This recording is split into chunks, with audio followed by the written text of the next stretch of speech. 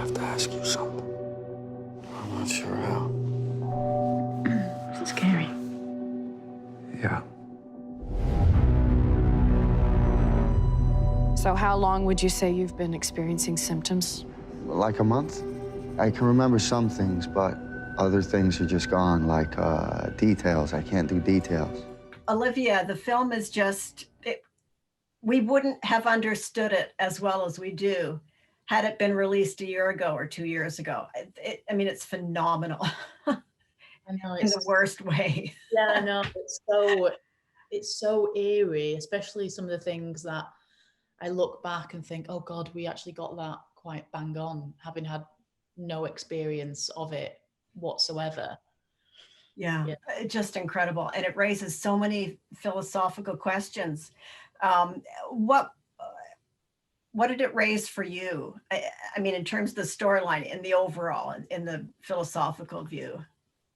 God, this yearning to come back to center, to be grounded in nature and with our loved ones, and how just everything else is just a distraction, and something that we're distracting ourselves from, which is strange, because I think especially what we found now is that in order to feel healthy and to feel sane is that we need a loved one's touch and FaceTime with those people, and also to be surrounded by plants and leaves and animals, and to see seasons change, and we've become so bogged down by unnecessary things that we think we crave and need. And it's just, yeah, I mean, what's been amazing last year is that it felt like the earth managed to heal a little bit with the grounding of flights and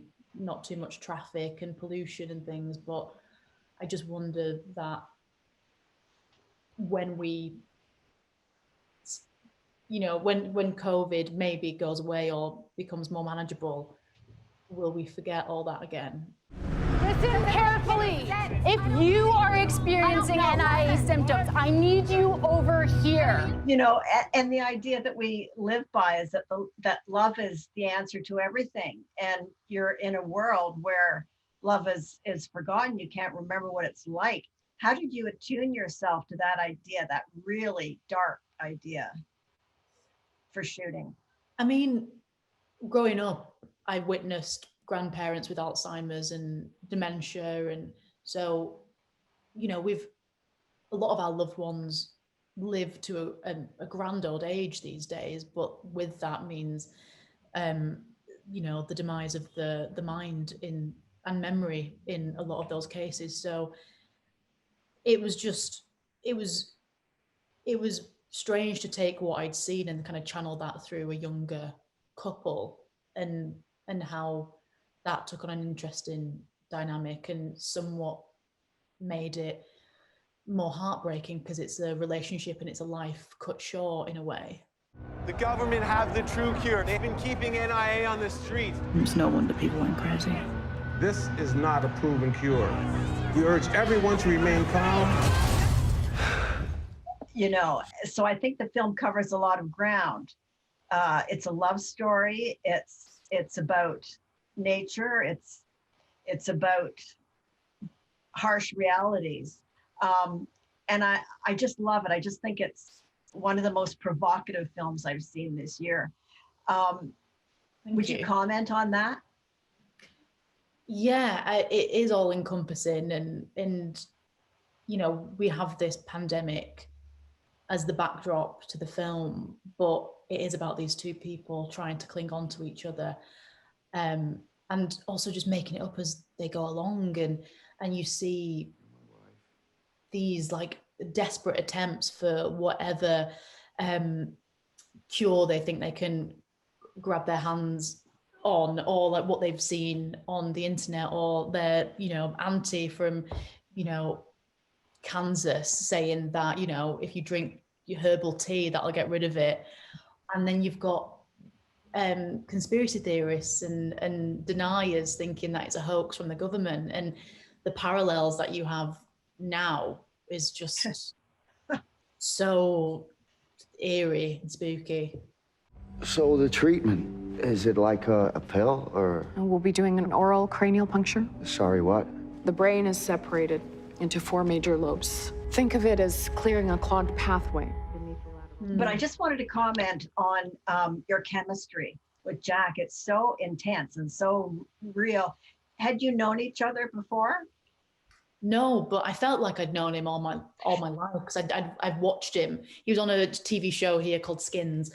Then meeting him, he reminded me of just every boy that I went to school with, and we're a similar age, and we had all the same points of reference. And I'd been living in America for 4 years, so it felt like a piece of home.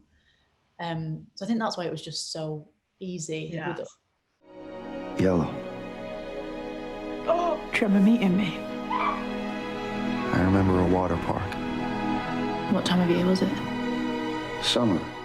The minimalist look and the beautiful score are just tremendous. And they really add to the intimacy of the film, you know, without much verbiage. And I thought that was kind of brilliant as well. When you made the film, did you think that there was not a lot of dialogue?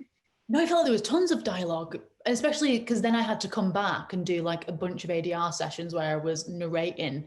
This is the first time I've used my own accent since I started acting when I was 18. This film was based on a short story, and the short story by Asia Gable was just so melancholic that I really wanted to hammer that into the film. And so this kind of negative space of just stillness and landscapes, beautiful Vancouver landscapes, I think really kind of hammered that home, hopefully.